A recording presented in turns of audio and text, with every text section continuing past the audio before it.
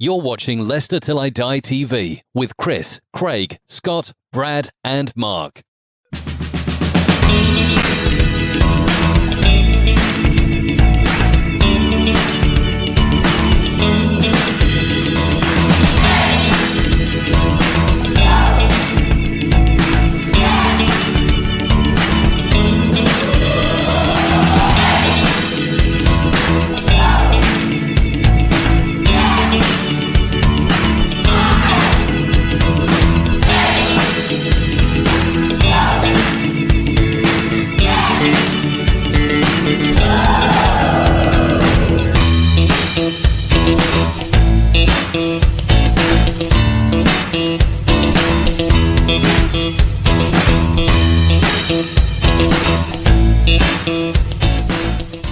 Leicester Till I Die, now available on Spotify. Hi everybody, Jerry Taggart here. Now be sure to watch Chris and Leicester Till I Die TV by subscribing on YouTube and following them on social media for all the latest Leicester City news and information. Come on you foxes!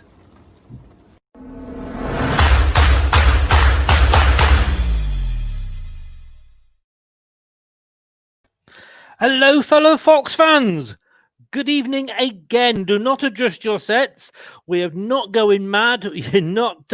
You're not. Don't need Rennie for all the repeats. I am back. For those of you that watched earlier, welcome back. This is all going to sound very familiar to you.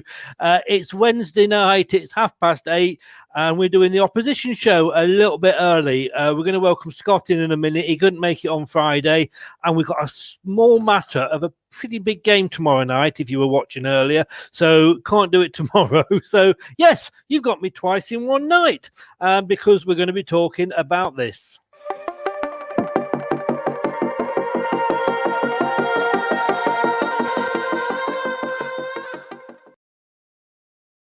Yes, it's Brighton at the weekend. Sunday night, 7:15, I believe, or 8 o'clock. It's Sunday night. It messes about with my Antiques Roadshow, I'll tell you. It annoys me Sunday nights.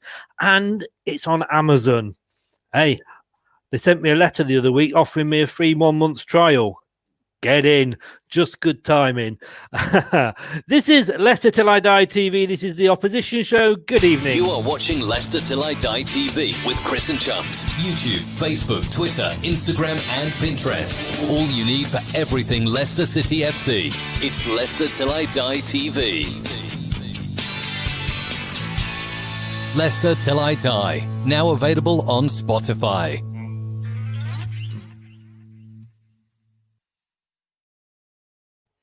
It is, but if you're watching at the moment, you can watch us live, and I'll run through this quickly because it's the second time tonight. I need to get this pre-recorded. You're watching us live if you want to on YouTube TV, Leicester Till I Die TV. Click on that subscribe button, give that little bell a tinkle, and keep up with notifications. We're on Periscope at Leicester TID, Facebook Live, in the Leicester Till I Die group, and you know what to click if you're going on there. Please click on the StreamYard link. And if you want to catch us later and listen to us rather than watch us, we're going to be on Google, we're going to be on Apple, we're going to be on Spotify, and we're going to be on Anchor. We are everywhere. Well, this evening, we're going to be talking to this gentleman here, Scott from wearebrighton.com. I know that it might be a bit unfair saying bottom of the table game, but they are down there. Let's bring him in and see how confident he's feeling and say, good evening, Scott. Good evening. How are you? I'm happier than I was a week ago. Let me put it that way. How are you doing? Yeah, a little bit peeved still about our performance on Monday night, but that's half of the course with Brighton this season at the minute. I tell you what, I think we will all admit, I think whoever you follow, it is a really, really, really funny season. Yeah, I don't think the whole pandemic situation helps matters really. Obviously, no. Some teams didn't stop playing till August. A lot of teams have hardly had a pre-season, and you look at sort of West Ham and Southampton being up there, and it's going to be an unusual year, I think. I think you can. I think that's going to, yeah, easily unusual. But you look at us. I mean, like I said, a week ago, we got Fulham. Well, more than a week. A couple of weeks ago, we'd lost to Liverpool. We'd got Fulham coming up. We were looking. A lot of our fans maybe getting ahead of themselves, saying, "Oh, we got a bit of an easy run coming up. We got Fulham. We got Sheffield United." After we lost to Liverpool, we lost to Fulham. We only just got the second goal in injury time, along with the corner flag against Sheffield United. Do you feel a little bit confident playing us? In a way, yes, because we're sort of what you've listed there is that Leicester are basically, you're facing teams that you should be beating really, but struggling against them. We've been opposite this thing. We should have beaten Man United, the ridiculous penalty after the final whistle decision. We completely outplayed Liverpool at home. We should have beaten them. We went to Villa, who were fifth at the time, and won there. And you think they're all really, really good results for us. And then you look at some of our home games, and we in West Brom at home. So it just seems that, in a way, the better the team we play, the better we seem to play. So it could suit us a little bit coming to the King Power Sunday. Well, you got a point off Liverpool as well, didn't you? Yeah, and in reality, it's the story of our season. Actually, we had about 4 or 5 chances, which we missed a penalty, and we could have won that game 3-1 on another day if we had a centre forward who put away the countless opportunities that we create. Then we'd be miles up the table and not embroiled in the relegation scrap that we currently are, basically. Well, I'm not his agent at all, but if you'd want to make an offer for Inacho, you're more than welcome. In fact, I'm sure there's quite a few fans would drive him down, But we did the preview show last night. I'm lost this week because it's these European games so me. But we did the preview show Brighton with my colleague Craig last night, like I say, and looking at the history, we always look at it, and we've only actually played each other 35 times. And, looking at that graphic, we've won 15 and you've won 13. Pretty close, but only 35 games. Yeah, I mean, it didn't really kick off, did it, until sort of this century, really. We've always been, for the past sort of, 30 years, we've been a side that's been knocking around the lower leagues. It's only really when we got into the Championship, when the Amex opened, that we've sort of become regular opponents. And obviously the guys won promotion a couple of years before us, and now it's carried on in the Premier League. But it's always been a game that I think it's always entertaining. I remember when we came to the King Power just after you guys had wrapped up the Championship title, and we won 4-1. I think that's one of the, I know that most of the Leicester players had obviously been hitting the older sort of pretty hard to celebrate. There was some hangovers, but if I remember, on that game. But for us to come to Leicester and win 4-1, even in that, was a great result for us, and it's one of those trips that I always look forward to. And it's just a shame that obviously it's not happening this year last season, in fact, for very obvious reasons. I've had 2 of my children at university in Brighton, because you got a couple of uni. It was the University of Sussex, or one. They're in Brighton, and as I go past the Amex, and the Amex is an absolutely wonderful stadium. But it wasn't that long ago when you didn't have a home. No, the turnaround's been quite steep, really, because like you say, a decade ago we were playing at Withdean in front of 5,000 fans every week, and if the stadium hadn't have been built, we would have gone out of business, because that wasn't sustainable in the long term. You had a running track, I think, going around it as well, didn't you?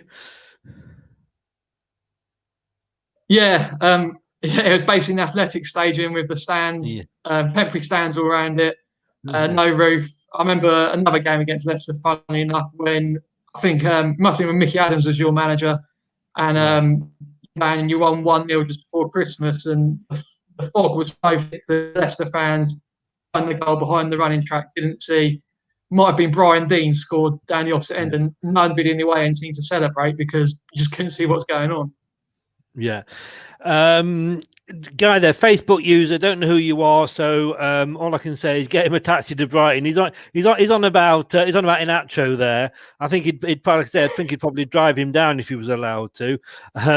Say good evening to Terry. I remember that hammering well and travelling home to Brighton with their fans. Absolute hell. I'm sure it was. There's nothing like travelling away with the opposition fans and you've lost. You know, it's all good. But obviously, you've been up now sort of a couple of seasons. Are you going to be a perennial team that sort of just manages to stay up every year? And you know, I mean, Wigan did it for many years. But you know, looking at the table, you know, you're down there. You know, you've had some bad results, but you know, can you turn it around this season? I think it's. Obviously, the first seasons when we came up, it was a case of you've got to establish yourself, haven't you? Which is great. Yeah. Chris Hughton was perfect for that. We were never going to get beaten heavily. We were always going to scrape enough points up. And then thinking obviously became, right, we've been in this league 2 years now. We need to kick on and, you know, try and become a sort of established club. Dare I say it, a bit like Palace are. So Graham Potter came in. New brand of football, much more attacking, much more attacking. And you know, it to a degree it's worked because last season we got our the highest point we've had in the Premier League so far. Yeah. 7 points clear relegation. So at one point it did look like we might get dragged in, but then after lockdown we came back a miles better than we had been all year, and that sort of pushed us clear. But this season, the aim really should have been, you know, to better 15th place to pick up more than 41 points. And at the minute, if you look at our expected goals, I mean, I don't really like those sorts of stats anyway. But if you look at it, we should be miles higher than we are, and it's just because we can't put the ball in the back of the net. And unless that changes, you know, we're going to be in that battle towards the bottom. I don't think we'll get into it this season because I think sort of Fulham, Brom have been given a really tough gig because they've come up with not much time to prepare because of the lack of pre-season, and that makes it hard. I think they're 3 worse teams than us, but ideally we need to be, you know, 4 years into our Premier League journey, we should be pushing towards, you know, 11th, 12th place. And at the minute, unless we can start scoring goals, it doesn't seem like it can happen. Yeah. Well, I mean, I think you're playing the right team for that because we always say as Leicester fans, if ever there's a striker that's gone a long time without scoring, if they're ever like, oh, you know, this guy's not scored for 5 hours, you know he's going to score against Leicester. If a team's not won for 5 weeks, they're going to beat Leicester. We're like everybody's sort of, you know, whipping boys. But what's getting rid of Chris Hughton the right decision, do you think? Yeah, I think so. Sadly, it's a very strange one because normally when you sack a football manager, sacked a manager, there's a lot of relief and the fans are, you know, happy to see him go. But for us, and it was the other way around. In fact, you know, the managers hated him because he's been sacked. For us, though, it was just sort of it felt like a natural parting of the ways. You know, he for me, he's the best manager of Brighton I've ever had, but he had taken us as far as we could go, and performances in the second half of the season before he left, we won 2 games in 18, which if that carries on is relegation form, and it just felt like it was, you know, the right time. But I think the Brighton fans is that if that is obviously premeditated because it came within 24 hours of the final whistle last game of the season, and we were sat in the pub after we lost to Man City 4-1 last game. We were sat in the pub and got, you know, somebody text saying, "My God, Graham Potter's been into, you know, 1 to 8 odds on favourite to be Brighton manager." So that doesn't happen unless the decision's been made and people know about it. So the most disappointing thing I think was that the club could have said in the run up to that game, right, Chris is going to go after this one, and then he could have got the send off he deserved because, you know, the roof would have been lifted off the Amex for everything he did for us. Yeah.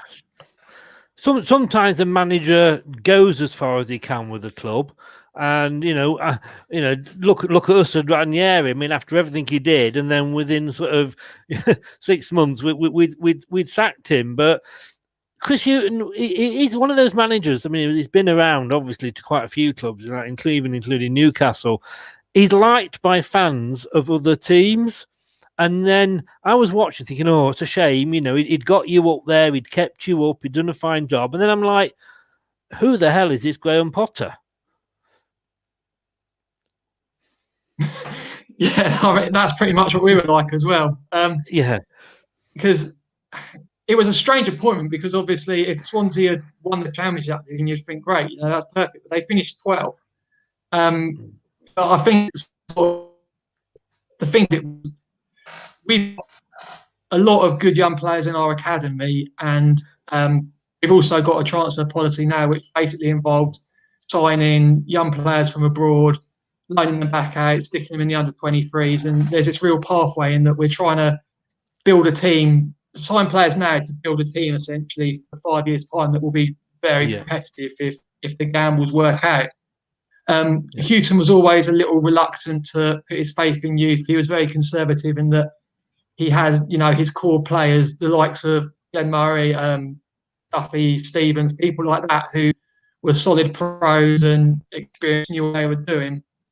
With Potter, he's a lot more willing to give youth a chance. I think that sort of appealed to the approach that Brighton want to take going forward. And in theory, in 5 years' time, if all these young players do turn out to be as good as they're meant to be, we'll be a very good team. But it's a massive gamble, because if you go down, then the championship each year gets harder and harder to get out of. Yes.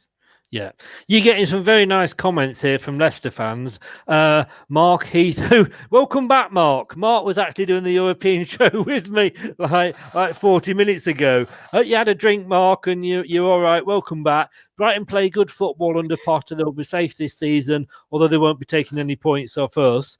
Good evening, Terry Payne. Nice to have you along. Thanks for joining us. Again, much the same. Brighton play more entertaining football since Brighton has been. Hang on, let me read this carefully here. Brighton play more entertaining football since Borton has been gone. Horton, I think he's trying to say there. Lamptey is absolute class and will be one to stop on Sunday. There's a few. We go. Horton, a bit late, Terry. You saw me struggling there, didn't you? You could have come in a bit earlier with that. Help me out. Lamptey, he's getting a lot of plaudits, and even you said, because Scott very kindly also did the written opposition view on www.leicestertillidie.com opposition view, and you're worried that Lamptey might be gone in a season or so. I think he's far too good to be playing for a team like Brighton. He's obviously, and the other issue we've got is that he's obviously very, very ambitious. He turned down everyone says, "Oh, what a great piece of work by Brighton to sign him."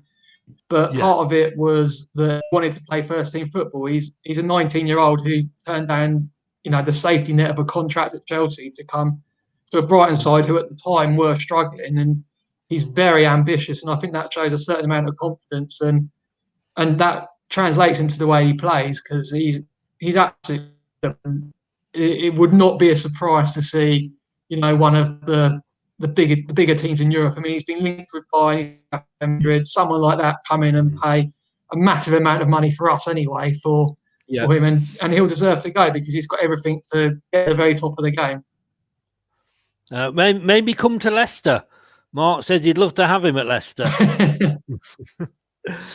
Stranger things have happened. I mean, do you think, this is really, they do say sort of December is a critical period for a lot of teams, but just before I came on, I was looking at the games that you've got coming up, and my God, it's sort of make or break for you.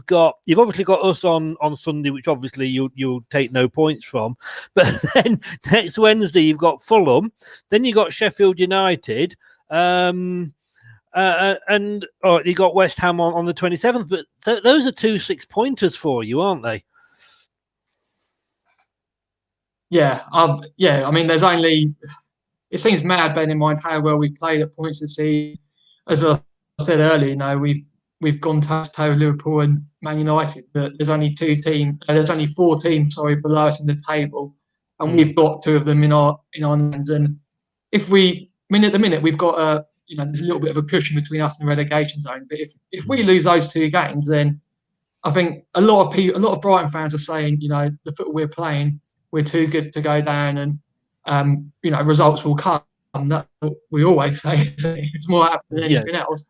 But at what point do you then say, okay, the results are coming, we're in trouble here, because we can't go into sort of New Year being embroiled in the bottom three and having lost to Sheffield United and Fulham, because confidence-wise, that's a disaster as well. Yes, yeah. Well, I've got a really big question coming up for you. We're just going to take a little bit of a 10-second break, and then we'll come back, and I'm going to ask you something about Graham Potter. Right back after this, guys. You are watching Leicester Till I Die TV with Chris and Chumps. YouTube, Facebook, Twitter, Instagram and Pinterest. All you need for everything Leicester City FC. It's Leicester Till I Die TV. Now available on Spotify. Yes, indeed we are. Graham Potter, will he be given time? Yeah. I think the one thing sort of that you have to understand about Brighton is that we've got a chairman and a board of directors who they can never ever be seen to have done anything wrong. They always want to be right. And when we had Sammy Hippier in charge, it was pretty obvious, sort of 3 or 4 of his reign, that he wasn't suited to being Brighton manager. And he offered to resign when we were in the Championship relegation zone. The board said no, effectively, because it would have been an admission that, we've messed this appointment up. Yeah. The trouble they've made a rod for their own backs here, because they gave Potter a 6-year contract last November after he'd won. Admittedly, we started well. We were 8th in the table, but he'd won 4 Premier League games in his life, and they thought it was the time to award a 6-year contract. And part of me thinks that was because the club took such a panning from anyone outside Brighton for getting rid of Houghton. It was a case of everyone was saying, be careful what you wish for, you're going to go down. It was like when Charlton get rid of Kirbishley or a appointment like that. A club thinks they're getting lots of ideas above their stations, and it comes back to bite them. And the award of that new contract to Potter almost felt like it was Brighton's way of sticking a middle finger up to all those doubters and saying, we've got it right, we've given him a 6-year contract. And obviously it hasn't quite worked out as well as it could have done. But to then sack him after doing that would be a huge admission that shouldn't have happened and they got it wrong. Yeah. So I think even if we got relegated, and to be fair, it probably would be the right decision, because we've got a decent young side. He's a decent young manager, and he should have enough to take us out of the Championship. And whereas Brighton have always been a side that's sort of had a long-term view, and it would be completely out of character for them to say, Christ, we might get relegated here, let's get rid of him and, parachute in a Sam Allardyce pat. I think as well is that if you look at Burnley, I would liken you to Burnley in that position, is that they came up, went straight back down again because they came up with us that season. We managed to stay up. They went down. They stuck with Sean Dyche, and he's kept them up now. I'm not saying they're an established Premier team. They're struggling a little bit this season, but, he brought them straight back up again. Yeah, I think there's a lot to be said for sides that don't, just chop and change their manager, because it's hard to get out of the Championship as it is, let alone when you're a manager who's 6 months into the job and has been brought in to the squad. It's the best thing you can do if you go down from the Premier League is to stick with what you've got, unless things go terribly wrong down there and you're looking at a second relegation. Yeah, I think Brighton realised that, in that, going down now wouldn't be good for the long-term or short prospect. Sorry, but long-term, if you stick with Potter, you go down, you can always come back up stronger. Yeah, we did exactly the same with Mickey Adams, and he brought us straight back up. Even more, I don't know if you saw sort of the Leicester game against Sheffield United, but I've got to ask you, in advance of Sunday's game, have you got extra strong corner flags? I don't know, to be honest. I would expect Jamie Vardy to score though, so I guess we might find out.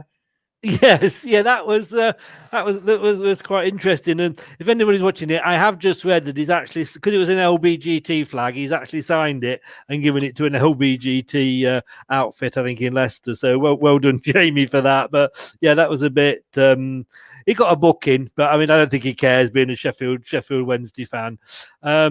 Is it obviously you're going to be worried about Vardy? Any other sort of Leicester players that you look at and you think, oh, they could cause us trouble?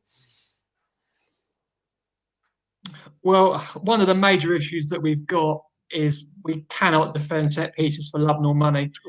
11 of the goals we've conceded, I think we've conceded 18 this season, and 11 have come from set pieces. So, right. If you push up your two centre backs from a corner or a free kick, they're going to get a lot of joy because we just can't mark players, we can't defend, and it's chaotic. This game could end up something like 7-7 because you are, believe you me, if you're worried about and we're getting on top of you, kick the ball out for a corner because we are absolutely shit at set pieces at the moment. I think we're actually worse. We've conceded more from corners and scored less from corners than any other team that are in the Premier League. A bit of advice for you, and this is a bit of free advice. You can give this to Graham Potter. If we get a corner, have all your players up the other end of the play. Just put one player back on the near post because we can never, at the moment, get it past the first man. Well, we take our short corners. We had one against Southampton where went short and ended up 80 yards back with Matt Ryan at our own goal. So oh yeah, like it's going to be a great spectacle. No, we do that as well. This is going to be good. This isn't it? It's going to be a game of who's worse at corners. They should put us on Amazon and we can sell the game to the public. We're doing a great. We are. This is one you want to watch Sunday night. I tell you what, stick with Antiques Roadshow. It'll probably be bloody a downside more interesting. It really would. But I mean, that is an interesting point because one of us, there are going to be corners, there are going to be free kicks. We have been rubbish, and it's funny hearing you say that because one of us might start to suddenly get good at it. Yeah, I'd be very, very surprised if that was Brighton. Well, I'm going to message you. I'm going to watch this. We're going to have a chat afterwards and see who was the worst. But last, I mean, looking at last year, I mean, I don't know sort of if you remember sort of last year's games at all, but back in November, we beat you at your place. I think that was quite a good game. I think we played quite well there. Beat you 2-0. The June one, I mean, that was post-lockdown when we were on our big fall from grace. We were slowly... We'd pressed the self-destruct button and we were slipping down it wasn't like a game of snakes and ladders, and we could just about see the Champions League and we landed on a snake and just started to go down, and 0-0 was probably not a bad result for us at that time. Yeah, when you guys came to the Amex, I think you were one of the best sides we'd played at that point, and you weren't too far behind Liverpool at the top, I don't think, and yeah, we just couldn't get near you, and then on your post-lockdown slump, we were going another way, obviously, and we played our best football after lockdown. So at the time, a 0-0 draw at the King Power was really good for us, and we should have even won it. I mean, Neil Maupay missed a penalty, and that was Lamptey's debut as well, and he was absolutely superb. He looked like a right back with 500 games under his belt. What a 19-year-old making his first ever Premier League start. Well, again, we're just going to take another very, very quick break just so I can get a drink, and then I've got another important. I've got a thank you, actually. I've got a special thank you for you coming up, so we'll be right back after this. This is Chris from Leicester Till I Die. Thank you for watching and listening. Have a very Merry Christmas and Happy New Year. Don't do anything I wouldn't enjoy. Thank you coming up because we were linked with this player all summer, and he turned us down, I believe, came to you, and I don't know how much time you've got out of him, but I don't think he made 20 minutes into his debut for you, did you? And we were linked, and we could have been quite close to having him. So thank you very much for taking him. Yeah, he's actually been okay for us, so it's not worked out too badly from our point of view. I think the you should be thanking us for taking is when Mahrez went to City, it was between you were heavily linked with Alireza Jahanbakhsh, and we obviously got him 17 million, and that's not worked out well as 2 Premier League goals 3 seasons later. Yeah. Oh well, that's true. That's true. But you is Adam Lallana not sort of? He's obviously got the reputation, and I say he didn't have a good start because he did go off injured and quite early for you in his debut. So, but he's not been that bad actually overall, has he not? No, yeah, the Chelsea game, first game of the season, I think he lasted. He didn't get to half time basically, but we sort of knew what we were getting when we signed him. You don't sign him and expect him to play 90 minutes every week. When he does plays, he looks class above anything else we've got. He does things. You can see passes, pick passes, do stuff on the ball that no other Brighton player can do. And it's sort of the important thing is that the club manage him correctly. So yeah, he didn't play against Liverpool, but that was a game when we weren't expecting to have much of the ball. So what's the point in having him run himself into the ground? He played against Villa. He was excellent away at Villa. He was the best player on the park when we should have beaten Palace away. 20 shots that day, son. The story of our season. So when he's in the side and they do manage his game time carefully, he can make a bit of a difference for us. And I think the other thing about signing him was that we gave him a 3-year contract, which obviously a lot of people raised eyebrows at because he has hardly played in 3 years. But there was always the caveat that he's going to move into the coaching side with us, and I think he's one of those players who technically is very good. Klopp always raves about him on the training ground, so you'd think he'll make a good coach. So that a bit of business on our. Yes, I wouldn't have minded him but he's got family down there, and he chose you, and I'm not jealous at all. But we do a thing on the preview show. I do a thing with Craig, foot in both camps when we look at sort of players that have played for both sides. And there's just one I want to have a chat with you about because he's one of my favourite players, and we let him go. Ranieri sort of didn't allegedly stick to his promises that he'd made, but I absolutely love the guy as a player. He came from Brighton, and that's the one of Leo Ulloa. Yeah, he was for us well. We obviously when we came up from League One, we Gus Poyet rather foolishly didn't think Glenn Murray was going to cut it in the Championship. So he got rid of him, signed Craig McAllister, and it took us 18 months to replace. And then Ulloa was the man who did it, and he was different class for us. And he just, when he went, it was another one of those where sometimes a player goes and fans get on his back because they think, what is he doing? Why is he leaving us? But he went and everyone could see it was a great opportunity, and he was so good for us that everyone was just, happy for him. And it worked out well because he did Premier League winners' medal. So it was the right move in the end, even if people, why is he just going to Leicester who's just gone up instead of us?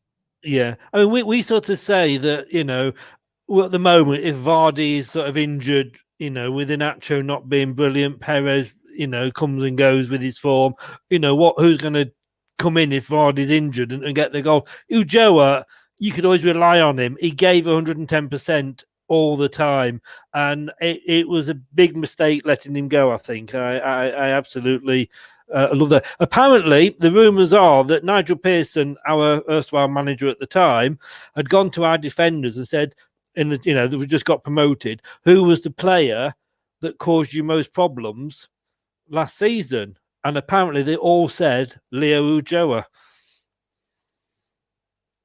Yeah, because he scored he got a brace, I think, in that 4-1 game that we talked about, and I think we beat you quite convincingly at the Amex as well, maybe 3-1, and he was on fire. I mean, that season we finished sixth that season, and we had a squad that was probably no better than 14th, 15th in the league. The reason we were high was because we had Oscar Garcia, incredible manager for us, and we had a Joa who would just get the goals. Without his goals, we would have been nowhere near the top 6. It was one of those seasons where you think it's one of those where one man has effectively dragged you up 5 or 6 places higher than you would have been. Yes. Right. Well, Scott, it's been absolutely fantastic. It's not been the best of line, but to look at you look like you're on something at the moment, but we can hear you very, very well. And they all say the result doesn't matter as long as it's a good game, but we know that's bollocks, and we all want to win and stuff the opposition. Score prediction, and I know what you've gone for, but I've gone for a 2-1 win for us. I get some ex-Leicester players who actually help me with a little mini prediction league. Steve Walsh, you probably haven't heard, I don't know if you've heard of any of these, but Steve Walsh is agreed with me 2-1. Ian Marshall has gone 1-1.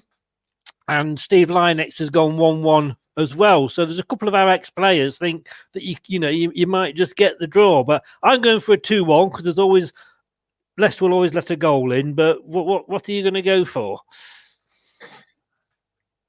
Oh yeah, I think like we said at the start, Brighton seem to raise their game against the better sides, and we're much better away from them we are at home. So I think cross. And to be honest, it would be typical Brighton to, come to the King Power, get a result, and then go and lose at Fulham on Wednesday night. Oh yes, that's sort of annoying, isn't it, when that happens? But the problem is we are also better away from home this season. You might just get something. But Scott, like I say, thanks so much for joining us, mate. Love to have you on for the return leg later in the season. And I'd wish you well, but I wouldn't mean it. But certainly from Monday onwards, good luck for the rest of the season. Yeah, you too. Thanks very much, Scott, and I'll speak to you again. Take care, bud, and stay safe. Yeah, you too. Thank you. Cheers. So that was Scott from wearebrighton.com, and you can catch him on the website at wearebrighton.com, and We Are Brighton on Twitter as well. Give the guy a follow. A lovely guy, nice to come along. Like I say, I hope Brighton do well, but I hope they have an absolute mare on Sunday. Worried to hear there that he was saying Brighton are better away from home. We're better away from home. We've struggled against a couple of bottom 6 teams. It could be interesting. It is on Amazon. Why not get your 3 months free Amazon Prime and see if you can and watch the games, because there's going to be a lot on over Christmas on Amazon. You make the most of it. But hey, thanks all for watching. I'm not coming back. This is the last one tonight. 2's enough for anybody. I need to go and get something to soothe my throat. If you enjoyed the show and you're watching on YouTube, or if you've enjoyed the show and you're not, get over to YouTube. Please give us a follow on Leicester Till I Die TV. Click that subscribe button. Click the bell so you get the notifications when we go live. We're also available on Instagram, Facebook, Pinterest, Twitter, and of course the website leicestertillidie.com. I will be back with Brad and Mark possibly as well post-match tomorrow after the Braga game. Let's hope for a win then. Thanks, Scott, but let's hope for a win on Sunday.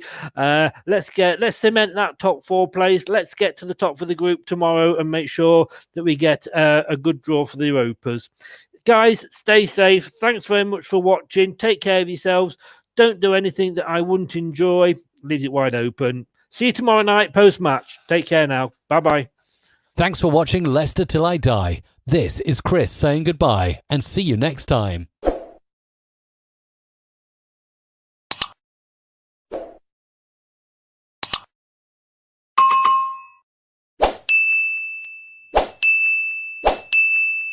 Shut up and sit down.